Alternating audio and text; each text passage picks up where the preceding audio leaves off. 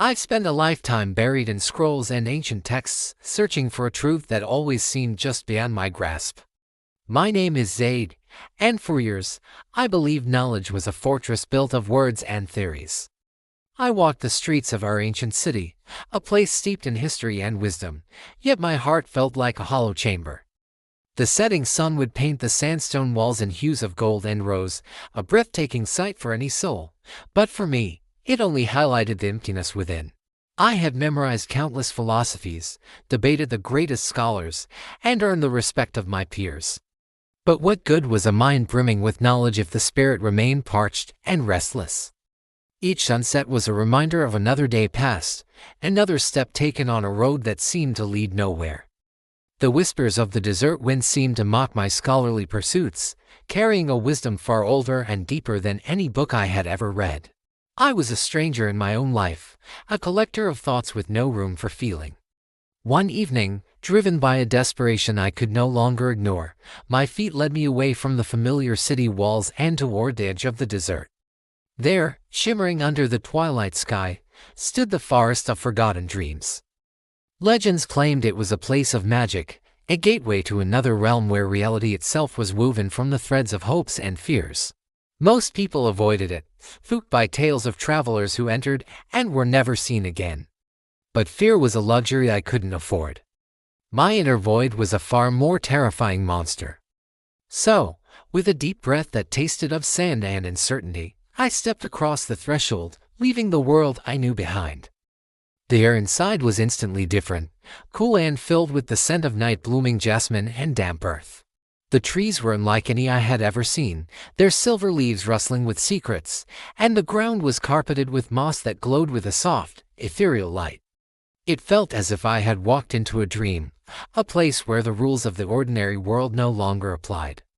I wandered deeper, guided by an unseen force, my scholar's mind trying and failing to categorize the impossible floor around me. It was in a clearing, where moonlight pooled like liquid silver, that I met him. An old man sat cross-legged on a large, moss-covered stone. His face was a tapestry of wrinkles, each line telling a story of countless seasons. His eyes, however, were what truly captivated me. They held the light of 1,000 stars, sparkling with a serenity that seemed to emanate from his very core. He introduced himself as Anwar, a guardian of the forest. He didn't seem surprised to see me. It was as if he'd been waiting. I, the great scholar, fumbled for words, trying to explain my quests, my years of study, my profound sense of failure. Anwar listened patiently, a gentle smile playing on his lips. When I finally fell silent, exhausted by my own confession, he spoke. His voice was like the gentle flow of a hidden stream, calm and clear. He told me that I had been searching in the wrong place. True knowledge, he explained, isn't hoarded in the mind, it blossoms in the heart. The mind is a tool, a magnificent one, but it is the heart that connects us to the divine, to the source of all wisdom. He said my heart was a locked garden, and I had spent my life trying to pick the lock with the wrong key. Anwar rose and beckoned me to follow. He moved through the mystical forest with an effortless grace, his simple robe seeming to float just above the glowing moss. He led me along a winding path I hadn't noticed before, a trail that seemed to appear just as our feet were about to touch the ground. The air grew warmer, and the scent of jasmine intensified, now mingled with the fragrance of roses and something else, something pure and indescribable. Soon, we arrived at a place that stole my breath. Before us lay the Garden of Light. It wasn't a garden in the earthly sense. The plants and flowers were crafted from pure, glowing light, pulsing with a gentle rhythm like a sleeping heart. Colors I had never imagined swirled and danced in the air, and a soft, harmonious melody seemed to emanate from the very soil. It was a place of absolute peace, a sanctuary that calmed the storm that had raged inside me for so long. The beauty was overwhelming, and for the first time in my life, I felt tears welling in my eyes. Not of sadness, but of a profound, soul-shaking awe. This was the truth I had been seeking, not in words, but in a feeling, an experience of pure, unadulterated wonder. In the center of this luminous garden stood a large stone door, ancient and imposing, carved with intricate patterns that seemed to shift and move. There was no handle, no keyhole, only a smooth, circular indentation at its center, perfectly sized for a hand. Anwar explained that this was the final threshold.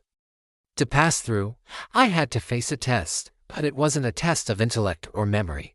It was a test of the heart. He instructed me to place my hand on the stone and let the door read my soul. He told me to release everything: my pride, my scholarly achievements, my carefully constructed identity, my desperate need for control. I had to surrender completely. I was terrified. To let go of my intellect was to let go of the only thing I had ever valued in myself. It felt like stepping off a cliff into an unknown abyss. My hand trembled as I reached out. As my palm touched the cool stone, a cascade of images and feelings flooded my consciousness. I saw every moment of my life, every book I'd read, every debate I'd won. I felt the pride, the ambition, the knowing emptiness that followed. And then I let it go. I released the Zayd who defined himself by what he knew. I surrendered my will, my desires, my fears, to a power far greater than myself. I whispered a prayer, not with my lips, but with the deepest part of my being, a simple, heartfelt plea for guidance and acceptance of all His will.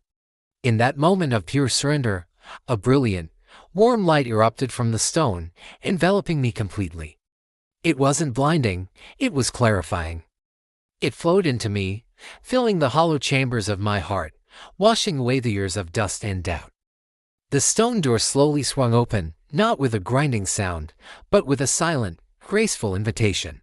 The light poured through me, and I felt a connection to everything: the garden, the forest, the stars, the entire universe. It was a spiritual awakening, a profound realization that the ultimate wisdom wasn't something to be acquired, but something to be received. It was the simple, beautiful truth of surrendering to the divine plan, of trusting in a wisdom that transcends human understanding. As the light subsided, I found myself standing on the other side of the doorway. The garden of light was still there, but it also seemed to be inside me now. I felt a peace that was deeper and more profound than anything I had ever known. Perhaps He was never there at all, a manifestation of the wisdom I needed to find within myself. I left the forest of forgotten dreams as the sun began to rise, its first rays painting the sky with promise and new beginnings. I was still Zayd, but I was also someone new. My mind was still sharp, but now it served a different master, a heart full of light and gratitude. I walked back toward the city, not as a scholar seeking answers, but as a humble servant who had finally found his way home. The ultimate knowledge wasn't in a book or a debate. It was in the serene and absolute peace of surrendering to all His will.